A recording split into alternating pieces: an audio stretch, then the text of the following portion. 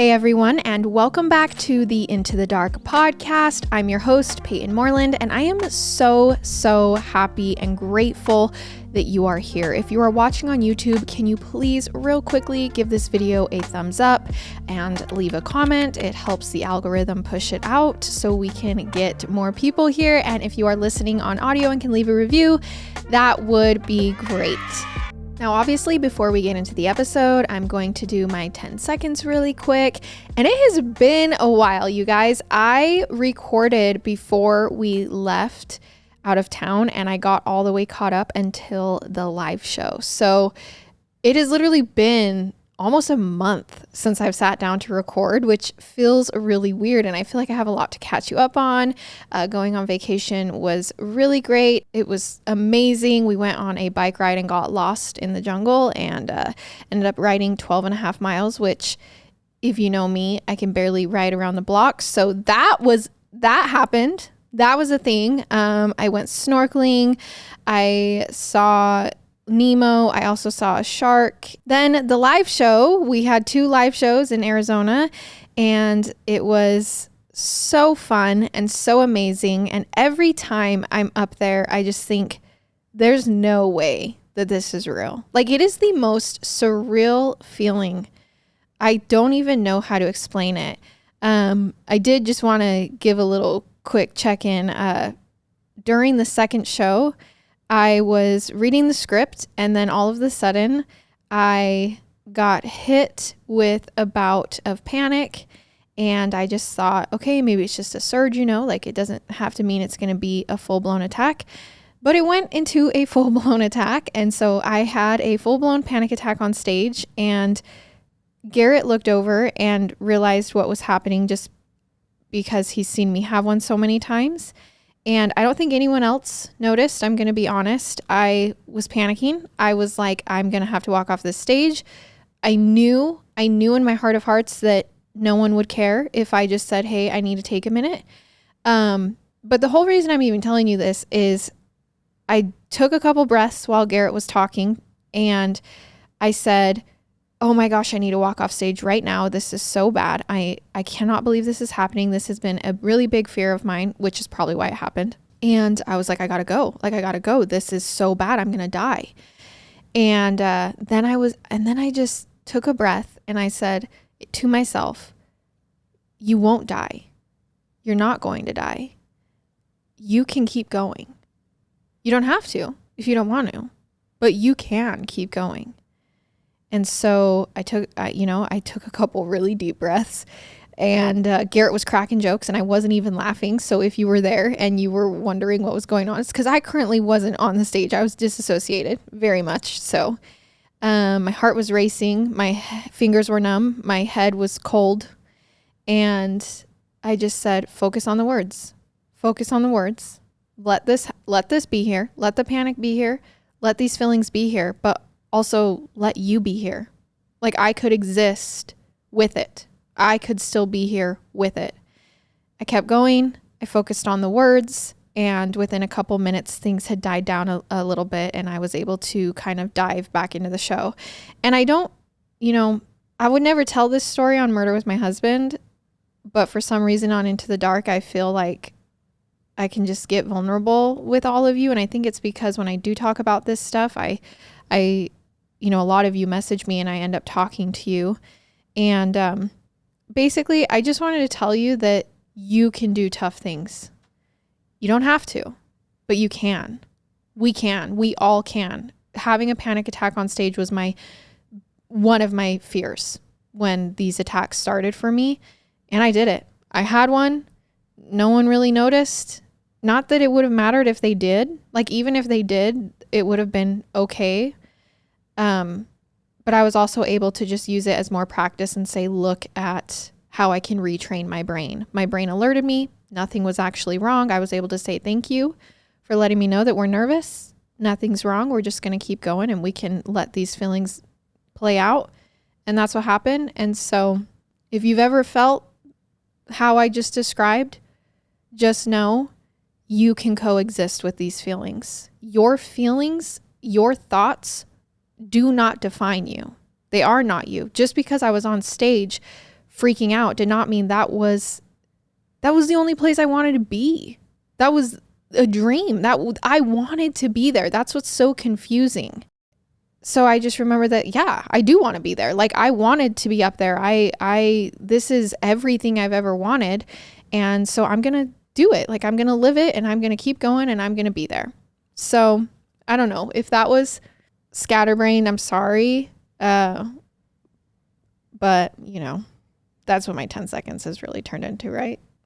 All right, let's jump into the episode. I love you all, and we've got this. Okay, so they say money can't buy everything, and history is full of examples that prove it. No matter how rich you are, there's no guarantee that you'll have good health or happiness or a sense of meaning or spiritual growth. And in today's story, I'll discuss a man who became fabulously wealthy, but could never buy love. In fact, he was considered one of the most hated people in the United States, and someone loathed him enough to kill him. Then when police launched their investigation, they had to clear literally thousands of possible suspects. Today, the story is known as the silk pajama strangling, and we are getting into it right now. So it all began on the morning of January 27th, 1955. A man named William Mortar began his day like usual. He was a butler who worked for a notorious multi-millionaire named Serge Rubinstein. Now, Serge lived in this giant, fancy New York mansion with his mother, his aunt, and 3 staff members, including William the butler. He had the kind of lifestyle that most people only dream of. Serge's 5-story house sat on the fabulous 5th Avenue. It had 8 master bedrooms and bathrooms, plus 10 rooms for live-in workers. There was way too much space for the 6 people who actually lived there, including Serge's employees. As for Serge himself, he spent his days eating at the most exclusive restaurants in New York, wearing the fanciest clothes, and taking beautiful models on dates. Again, we are in the 50s. But on January 27th, when William walked into Serge's bedroom, it was immediately apparent that the dream he lived was coming to an end. Serge was dressed in his dark blue or black silk pajamas and was lying on the floor. He was not in his bed. He was right in front of one of his most treasured possessions. It was a framed photo of himself dressed as Napoleon that had been hung over his bed. And Serge was tied up and gagged with tape over his mouth. There were scuff marks on his face, and he didn't move or respond when William the butler walked in. Nor was William able to wake him up when he ran up to his boss and tried to help. It was clear that Serge, the multimillionaire living in New York, had been dead for hours, and this was no accident. Someone had murdered Serge Rubinstein. But the police had a hard time identifying any early suspects, and not because it was too hard to find anyone with a motive to kill Serge, like I mentioned earlier. It was because there were too many people who had a motive to kill him. See, Serge Rubinstein was hated, and it was no surprise given how he'd lived his life up to that day. So let me back up and give you some history. See, Serge was born in St. Petersburg, Russia, and his parents were very important advisors to government officials, which was pretty controversial in its own right. And by 1917, when Serge was just 9 years old, his parents could sense the tides were turning against the people they worked for. A revolution was brewing, and before the violence could reach their front doors because they worked with these people, the Rubenstein family fled the country, and they ended up splitting their time between Austria and Sweden for the rest of Serge's childhood. And eventually, when Serge was an adult, he settled back down in France with a good job at a bank. Now, almost right away, Serge used his position to commit financial fraud. And once he got caught, he was kicked out of the country entirely. Like, France was said, bye-bye, Serge. And that's when Serge decided that he was going to immigrate to the United States. And rather than go through a legal process to enter the country, he lied about his identity to get a fraudulent passport. It said he was Portuguese, but Serge wasn't.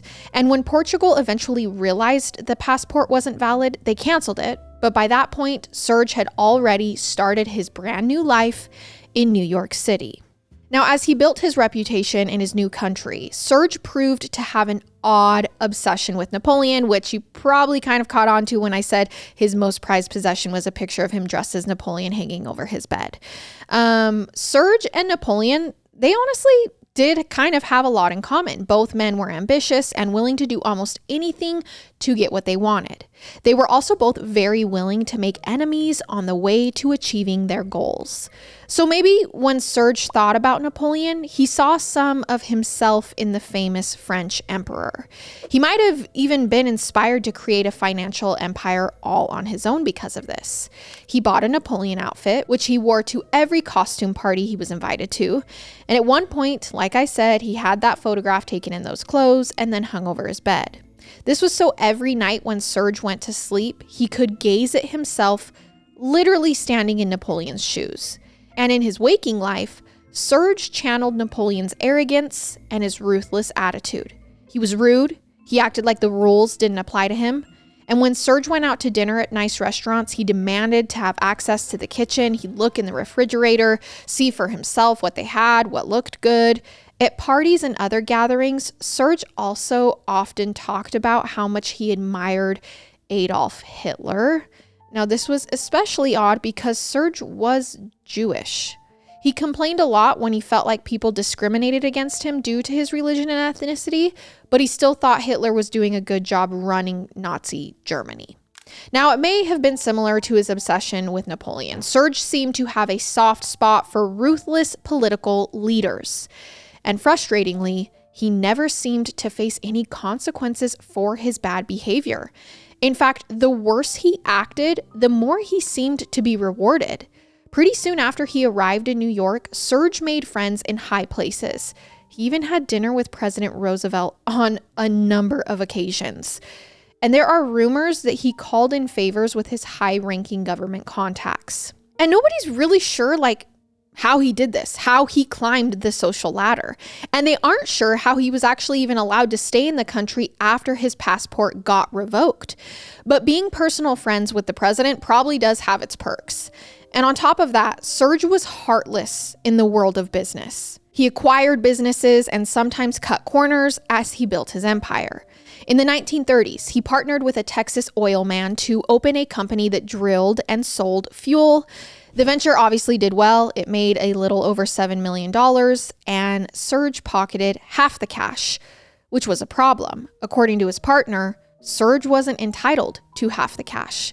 He felt like Serge had scammed him. And I'm not entirely clear what the terms were when they, originally agreed to this, but it does seem possible that the partner was right. Serge might have conned him out of millions of dollars. Given his long history, it was clear that Serge wasn't above the occasional shady tactic, and he didn't mind making enemies. Plus, he did sleep with a bunch of women, which was very taboo in the 40s and 50s. To hear some news reports tell it, he even lied to certain ladies to get them into bed. Apparently, he had multiple girlfriends who believed they were his only partner, and more than one of them was under the impression that they were actually engaged. So needless to say, Serge didn't go on to marry every one of the women who thought she'd be the next Mrs. Rubenstein. But this type of behavior couldn't last long, and when Serge ended up actually facing some blowback for his behavior, it wasn't because of his business decisions or his love life. It was because he was a draft dodger. See, during World War II, the United States actually instituted a draft before we even formally declared war on the Axis powers.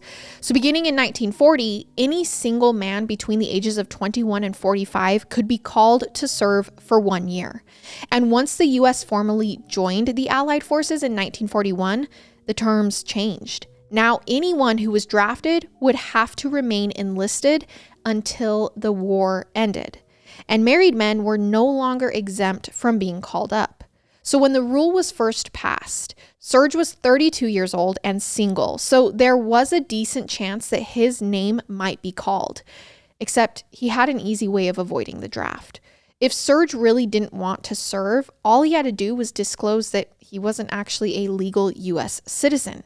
But for whatever reason, Serge didn't want to go for that simple, straightforward solution. It's been speculated that Serge just didn't like to be told what to do. He resented the idea that he had to prove that the draft didn't apply to him. And it was more important to him to make some kind of point than to just settle the matter in a straightforward way. So rather than fill out some simple paperwork and resolve the issue, he instead jumped through elaborate hoops to sort of make a mockery of the entire draft. So first, Serge got married. Only single men qualified for the draft at that point. So now he had a wife. Serge didn't have to go to war. From the sound of it, the relationship wasn't actually based on love or affection, but that didn't stop Serge and his wife from having 2 children together. And then, when the rules around drafts changed and married men could be called, Serge found new ways to avoid military time. Among other things, he lied about his income. He pretended that his family was very poor and they depended on his modest wages to stay afloat. He also claimed that a bunch of relatives needed him to take care of them and they'd suffer if he was shipped overseas. And he even launched new business ventures in the defense industry. It seems he hoped that he could avoid the draft if he could convince government officials that he was helping the war effort from American soil. By 1945, it was clear that he had lied about everything, and Serge was indicted for draft dodging. The good news for him was that the war ended that year, so he still didn't have to serve any time in the military. The bad news was that he went to court and was found guilty on those charges, and he was sentenced to 2.5 years in prison. His incarceration began in 1947 and lasted until 1949.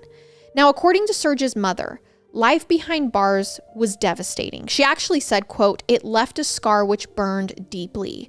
A man like Serge, who was very sensitive and who liked to mingle with people, was strangled by his imprisonment.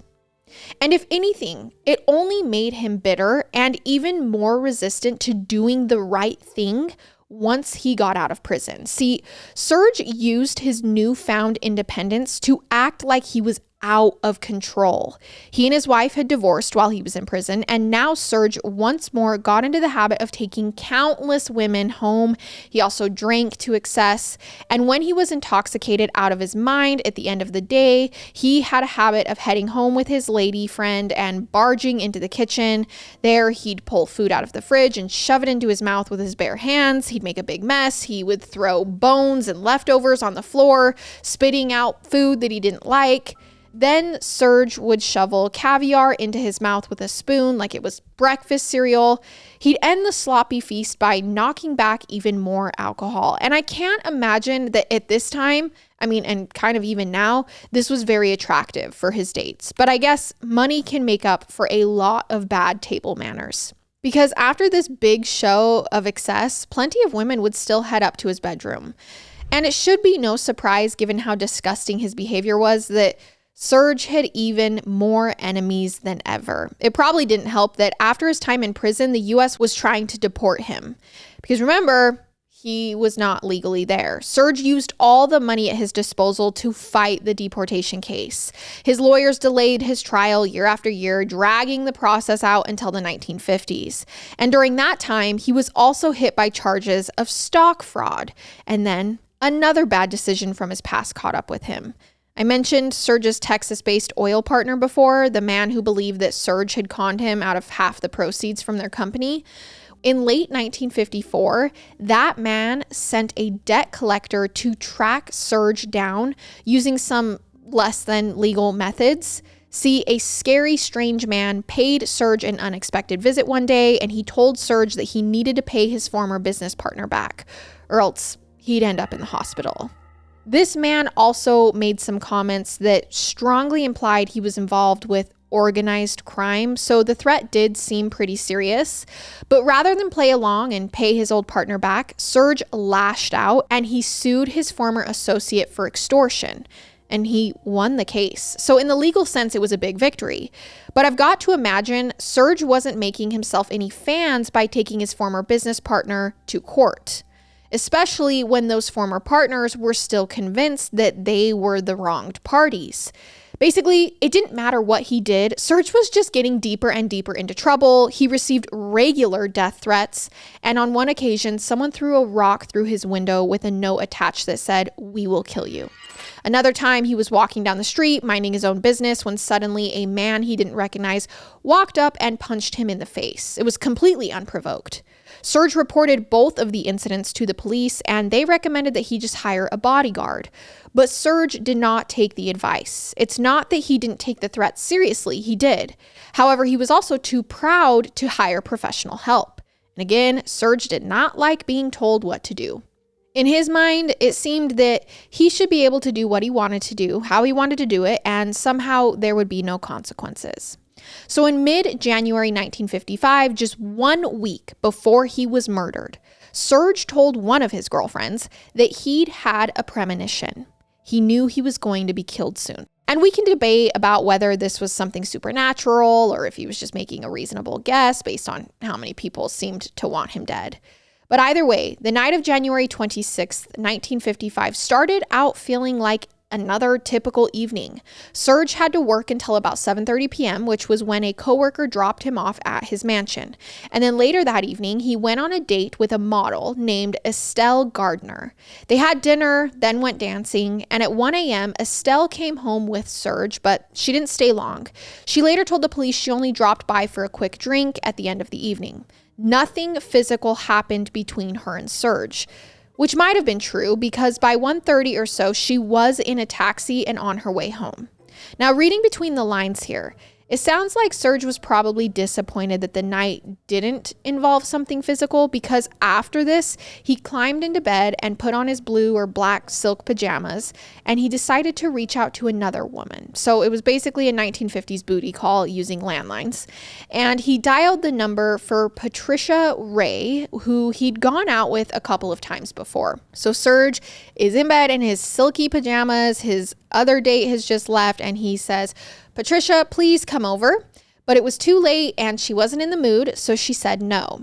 She hung up, and then nobody heard anything from Serge again for the next 7 hours. And then the next morning, his butler, William, found him dead. So when police first arrived at the scene of the crime, before they even confirmed it was a homicide, Serge's mother was obviously upset and worried. She didn't know he was dead yet, but she did know something had gone down the night before. The old woman was so anxious that a doctor actually had to come over and sedate her.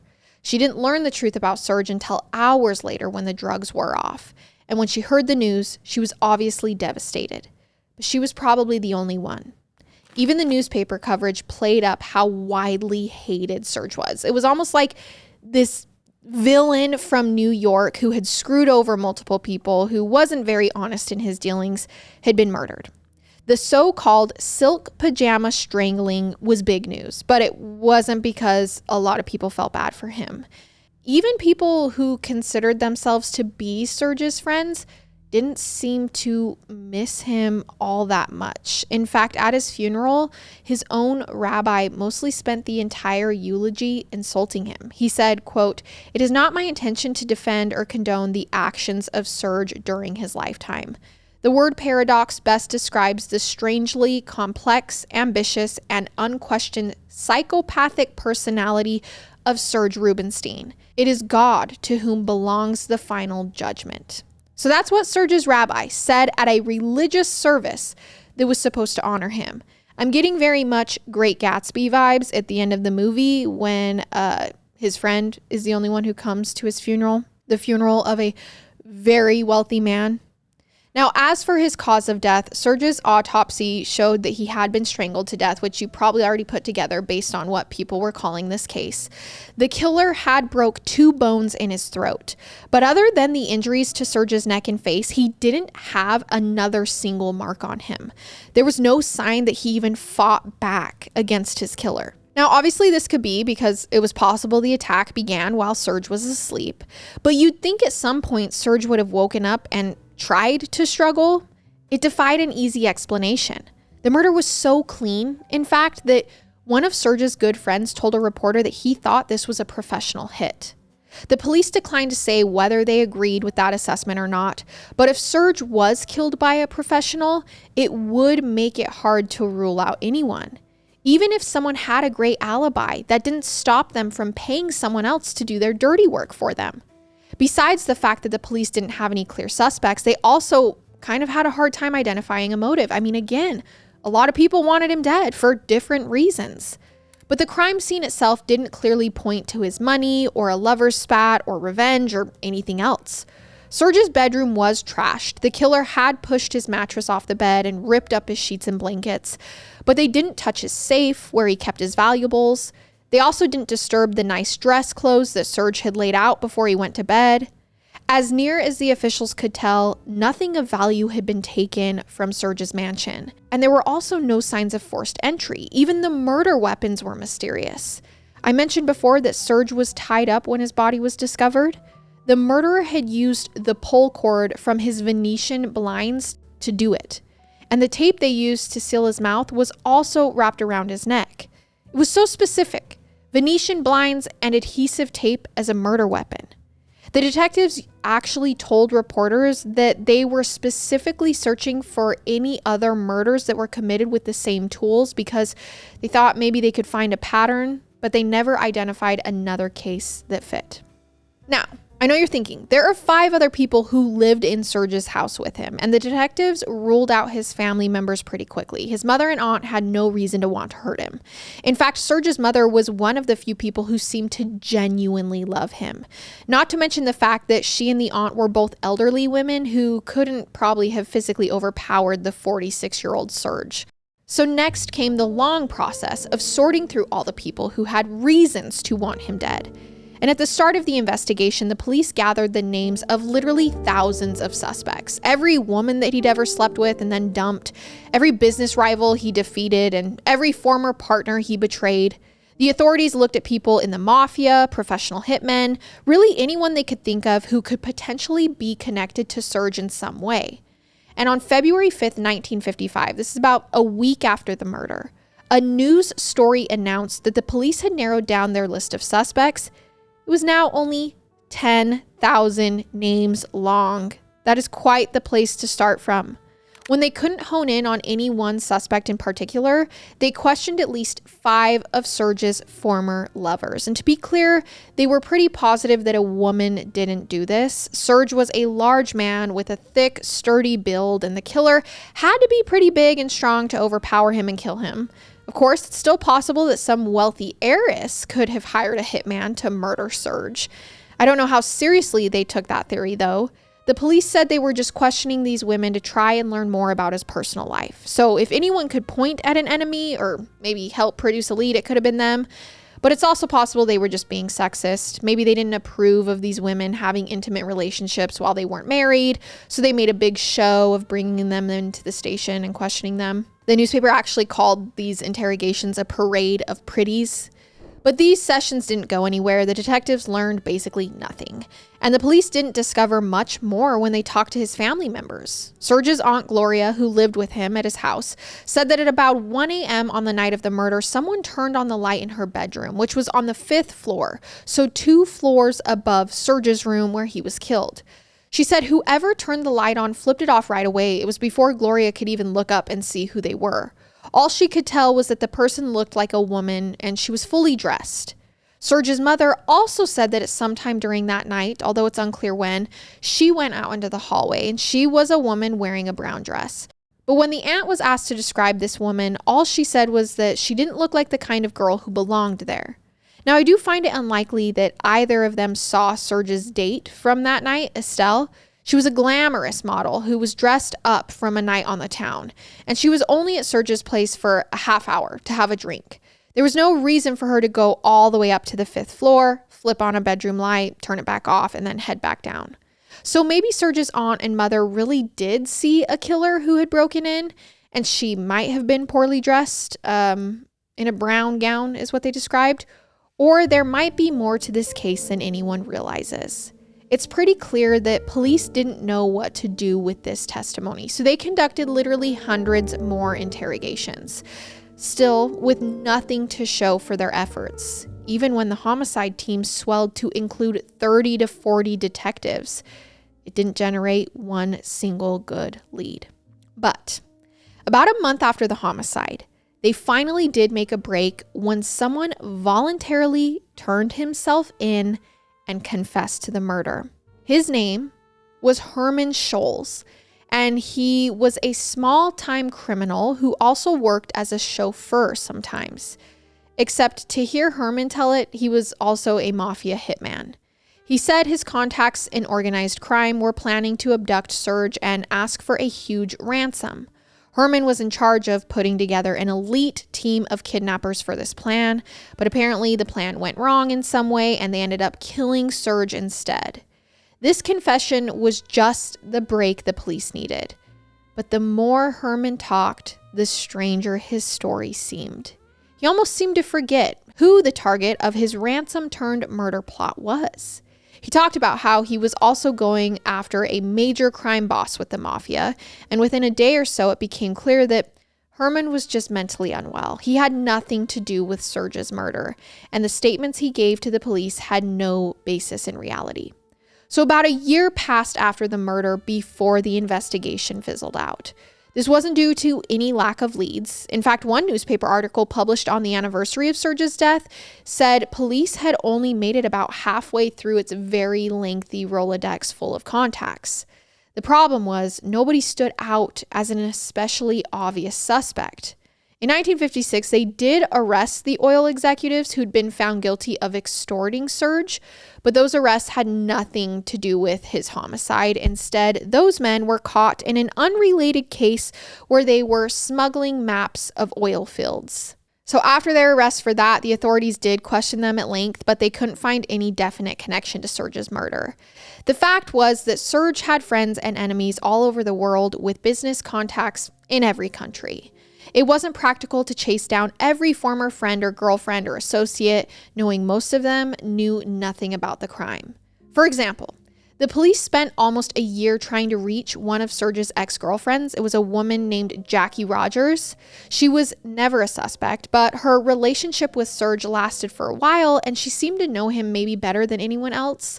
The detectives figured she might be able to help the investigation along. However, Jackie was also a successful model who was always traveling around the world for her different jobs.